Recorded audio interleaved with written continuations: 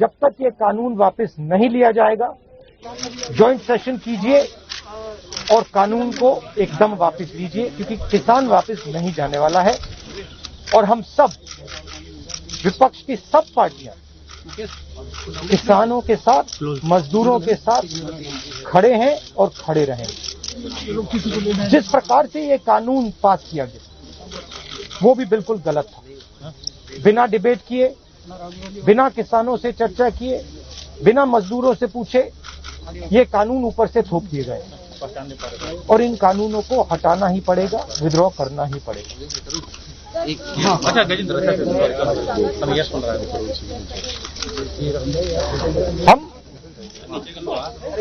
हम 3 लोग राष्ट्रपति के पास गए हैं, बट हम करोड़ों सिग्नेचर्स लें। हम किसान की आवाज राष्ट्रपति जी को तक ले गए। क्या कर रहा है? सर्दी का मौसम है और पूरा देश देख रहा है मैं कॉल करता हूं कि किसान दुख में है, दर्द में है और मर भी रहे हैं। प्रधानमंत्री को सुनना ही पड़ेगा। और मैं एडवांस में चीज बोल देता हूं, मैंने कोरोना के बारे में बोला था कि नुकसान होने जा रहा है। उस समय किसी ने नहीं बात सुनी और आज मैं फिर से बोल रहा हूं, किसान के सामने, मजदूर के सामने कोई भी शक्ति नहीं खड़ी हो सकती है। अगर प्रधानमंत्री जी ने कानून वापस नहीं लिए, सिर्फ बीजेपी को नहीं, सिर्फ आरएसएस को नहीं, देश को नुकसान होने जा रहा है। राहुल जी, बार-बार बीजेपी की तरफ से कहा जा रहा है कि जो किसान बैठे हैं, क्या ये नक्सल है, खालिस्तान है, विपक्ष ने बरगला रहा है, इस तरह के आरोप लग रहे हैं। देखिए, बीजेपी नरेंद्र मोदी जी का एक ही लक्ष्य है और वो किसान समझ गया है, मजदूर समझ गया है। लक्ष्य है कि उनके आसपास जो 2, 3, 4 बड़े क्रोनी कैपिटलिस्ट हैं, उनके लिए पैसे बनाने का काम नरेंद्र मोदी जी करते हैं। जो भी नरेंद्र मोदी जी के खिलाफ खड़े होते हैं वो उनके बारे में कुछ ना कुछ गलत बोलते रहते हैं। किसान खड़े हो जाएंगे तो किसान को आतंकवादी बोलेंगे, मजदूर खड़े हो जाएंगे तो मजदूर को आतंकवादी बोलेंगे। एक दिन अगर मोहन भागवत खड़े हो गए तो कहेंगे ये भी आतंकवादी। मतलब जो भी नरेंद्र मोदी जी से सत्ता लेने की कोशिश करेगा वो आतंकवादी। और नरेंद्र मोदी किसके लिए काम कर रहे हैं वो मैंने आपको बता दिया। उनके 2-3 आसपास के क्रोनी कैपिटलिस्ट हैं जिनको वो पूरा का पूरा हिंदुस्तान पकड़ा है। ये reality.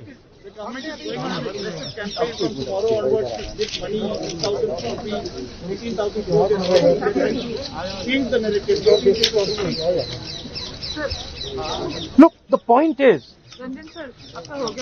it's a very simple thing.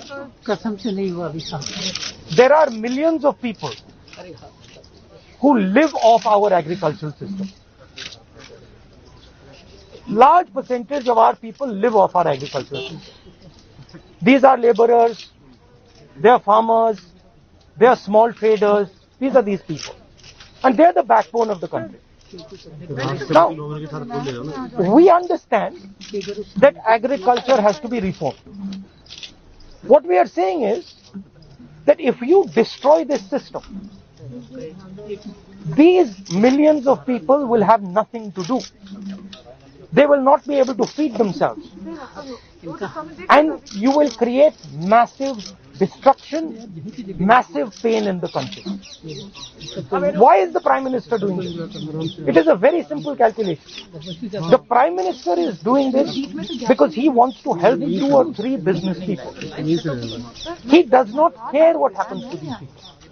He will construct whatever narrative he has to construct to make sure that the wealth transfer that is taking place to 3 or 4 people continues. He will call people terrorists. He will call people anti-nationals. He will call people criminals. He will do whatever he has to do to transfer the wealth from these people, the backbone of this country, to those people, 3 or 4 of them, 5 of them. That's the crime. And we are fighting this. We are saying that in India, where you have destroyed the agricultural system, will not function. Just like I said, take Corona seriously. Corona is going to kill people in massive numbers if you do not act. At that time they said, scaremongering. Now they're not saying scaremongering. When I suggested to the Prime Minister that do not do this in a centralized way, give power to this chief ministers, he didn't do it. He caused thousands and thousands of people to die because he didn't do it. And then afterwards, after I said it in the press conference, he did it. So the point is, you have an incompetent man who is controlled by certain other people. This is what India has to understand. This is what all youngsters have to understand. You have an incompetent man who doesn't understand anything, running a system on the behalf of 3 or 4 other people who understand everything. And their aim is to take huge amounts of money from the poor people of India and put it in their pocket. And that is what we are fighting. And frankly, it doesn't matter what you think right now, because all of you will face it. There's not going to be a single person in this country who's not going to face it. If you're a farmer, you will face it. You're a small businessman, you will face it. You're a journalist, you will face it. This is an assault on the idea of India. That is why we're standing here. That is why I've gone to the President. That is why we signed these forms. You posted a tweet about Wayanad yesterday about a family which was struggling while doing their farming. But there's several more instances like this. But the BJP is saying this is just Punjab and farmers who are protesting here at the delegate. No other farmer in the country has a problem with that. That's just not true. That is just not true. We are not allowed to go out. We are not allowed to go out of the ICC office. The police stops us from going out. Why don't you let us go out? Why don't you let me go and tour in the state? See what happens. Every single farmer of this country, every single labor of this country stand up. But आप police लगवाते हो, हाथरस जाते हो, arrest करते हो, तो AIC से हमारे MP को बाहर नहीं निकलने देते हो, और फिर कहते हो कि भैया मतलब सब कुछ ठीक है. और Prime Minister needs to realize that there is a limit to this.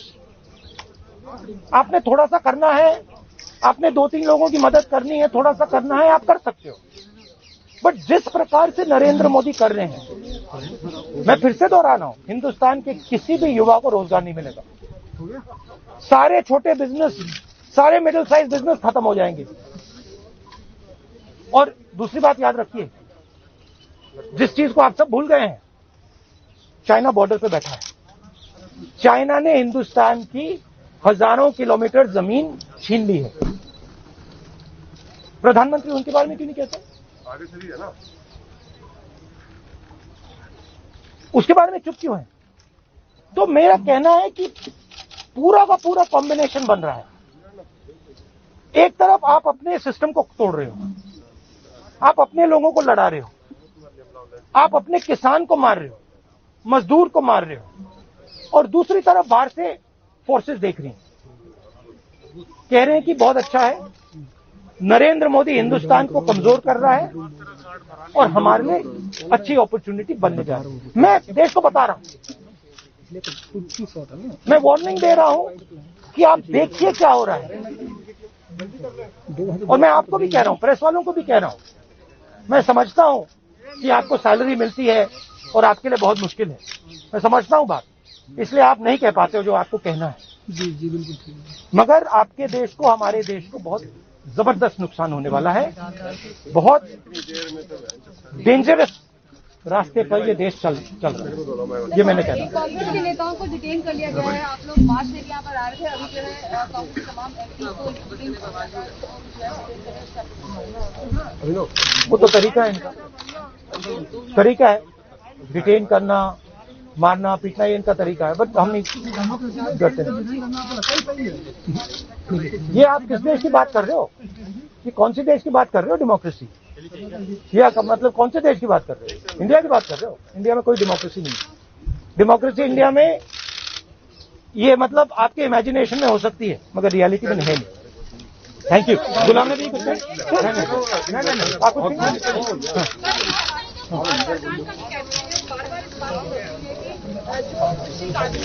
हम सर इन्वेस्टमेंट को बढ़ावा देते हैं, बहुत जरूरी है। आप इसको किस तरह सवाल ये है इन्वेस्टमेंट कौन करेगा और इन्वेस्टमेंट का फायदा किसको मिलेगा। सवाल ये है, आपकी सर रणनीति नहीं सुनिए, सवाल ये है कि हिंदुस्तान के एग्रीकल्चरल सिस्टम में कौन इन्वेस्ट करेगा और कौन पैसा बनाएगा। हिंदुस्तान के एग्रीकल्चरल सिस्टम में आज तक किसान ने इन्वेस्टमेंट किया है, मजदूर ने इन्वेस्टमेंट किया है। ये जो जवान हमारी सेना बॉर्डर पे खड़े हैं, इनके माता पिताओं ने किया। इन्वेस्टमेंट ये करते हैं और रिटर्न किसको मिलता है? रिटर्न 2-3 उनके उद्योगपति मित्रों को मिलता है। ये पूरा देश जानता है, पूरा देश इस बात को समझता है कि इन्वेस्टमेंट हम करते हैं। बहुत दूर खड़ा है, लॉक कर दूं? आपके माता पिता क्या करते हैं?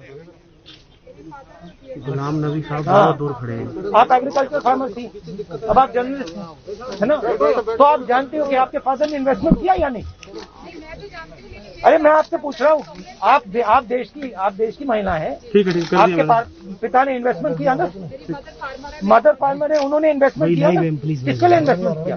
क्या इन 2-3 लोगों के लिए इन्वेस्टमेंट किया या आपके परिवार के लिए किया, आपके एजुकेशन के लिए किया, आपके स्वास्थ्य के लिए किया? आपके स्वास्थ्य के लिए किया, आपके एजुकेशन के लिए किया, मगर ये जो 2-3 बिजनेसमैन है उनके लिए तो नहीं किया ना। तो सवाल यही है, इन्वेस्टमेंट कौन कर रहा है? आपके माता पिता ने किया, करोड़ों किसानों ने किया, और रिटर्न किसको मिल रहा है? रणनीति इस बात को काउंटर करने के लिए गांव तक जाना, काउंटर करने की जरूरत, काउंटर आप क्या बात कर रही है? काउंटर करने, आप क्या बात कर रही है काउंटर करने की? मतलब आपको ये नहीं मालूम कि अरे भाई आपको क्या, आप क्या हिंदुस्तान के किसान को बेवकूफ समझती हैं? तो फिर अगर आपको समझे तो उसको कैसे समझ नहीं है? अगर ये यहाँ पे लाखों लोग बैठे हैं, हजारों लोग जो बैठे हैं दिल्ली के बाहर, क्या ये सुनिए, ये जो लाखों लोग आए, क्या ये मिठाई खाने आए? क्या इनको समझ नहीं क्या हो रहा है? इनको समझ नहीं क्या हो रहा है? इनको मालूम है, क्लियरली मालूम है, इनको मालूम है नरेंद्र मोदी चोरी कर रहा है। इनको मालूम है कि ये दिन भर इन्वेस्टमेंट करते हैं, 24 घंटा इन्वेस्टमेंट करते हैं और उधर इन्वेस्टमेंट कहीं और जाता है, रिटर्न कहीं और जाता है। Thank you. Subscribe to Nation Next YouTube channel and press the bell icon to get regular updates from Nation Next. Also like Nation Next Facebook page and follow us on Instagram and Twitter.